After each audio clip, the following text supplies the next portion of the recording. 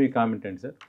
కూటమి పాలన ప్రధానంగా 2 అంశాల మీద జరుగుతుంది. ఒకటి అమరావతి, రెండవది పోలవరం. వీటి మీద అక్కడ కూడా సేమ్ పరిస్థితే. సూపర్ 6 హామీలు, దానికోసం సుమారుగా 2 లక్షల వరకు ఇప్పటికే అప్పు చేయడాలు, ఇవన్నీ కూడా జరుగుతాయి. అందువల్ల మేము జయభారత్ నేషనల్ పార్టీ కావచ్చు, మేమంతా కోరుకున్నది ఈ ఉచితాలన్న వాటిని లిమిట్ చేయండి.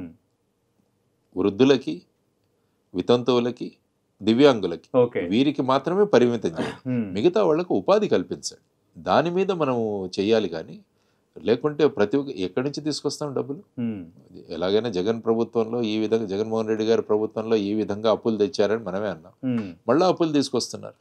సో ఈ విధమైన పరిస్థితుల్లో మరి రాష్ట్రాలు ఏమవుతాయి? మొన్నదే సిఏజీ రిపోర్ట్ చూస్తే రాష్ట్రాల ఫైనాన్షియల్ పొజిషన్ చాలా అధ్వానంగా ఉందని వాళ్ళు రిపోర్ట్ ఇచ్చారు. నాట్ ఓన్లీ దీస్ 2 స్టేట్స్, మొత్తం భారతదేశంలో ఉన్న రాష్ట్రాలని. ఎందుకంటే ఇప్పుడు ఎలక్షన్లో గెలవాలంటే ఏమైనా ఇస్తామని సిద్ధంగా ఉన్నారు. ఉచితాలు మేము అది ఇస్తాం, ఇది ఇస్తాం. తమిళనాడులో ఒక ఆయన మిమ్మల్ని అందరినీ కూడా చంద్రుడి మీదకి తీసుకెళ్తామన్నాడు. సో ఆ విధమైన హామీలు ఇస్తున్నారు. సో వీటికి ఎక్కడో ఒక చోట అడ్డుకట్ట కావాలి.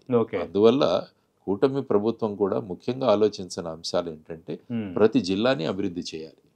ఒక ప్రాంతం అభివృద్ధి కాదు, ప్రతి జిల్లా అభివృద్ధి అవ్వాలి, ప్రతి ప్రాంతం కావాలి. ముఖ్యంగా ఈ నిరుద్యోగ సమస్య అన్నది ప్రధానమైన సమస్య ఇప్పుడు మొత్తం భారతదేశంలో ఈ సమస్య.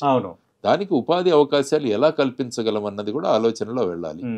తర్వాత ఇప్పుడే కొన్ని పేపర్లో కూడా వస్తున్నాయి, మళ్ళా ఎమ్మెల్యేల యొక్క అవినీతి, వాళ్ళు కూడా ఏ విధంగా చేస్తున్నారు అన్నది కూడా ఓపెన్ గా మాట్లాడుకుంటున్నారు. వీటన్నిటి కూడా ఎక్కడో వచ్చాడు. చంద్రబాబు గారు కూడా ఒక మీటింగ్ లో వాళ్ళ ఎమ్మెల్యేలను వార్నింగ్ ఇచ్చారని కూడా మనం చదివాం. సో ఈ విధంగా వెళుతున్నప్పుడు కొంతమందిని తీసేయండి పార్టీలోంచి, సస్పెండ్ దెమ్. ఎందుకంటే మనకు అల్టిమేట్ గా కావాల్సింది ప్రజాపాలన, ప్రజల యొక్క అభివృద్ధి. దానిలో మీ ఎమ్మెల్యేలే మధ్యలో అడ్డుకుంటున్నారంటే ఒకరిద్దరిని తీసేస్తే సిస్టమ్ సెట్ అవుతుంది. అదెందుకు నిర్ణయాలు తీసుకోవట్లేదో అర్థం కావట్లేదు. ఏపీలో ఒక 3 ఇష్యూస్ ఉన్నాయి సార్, దీంట్లో మీరు బ్రీఫ్ గా మీ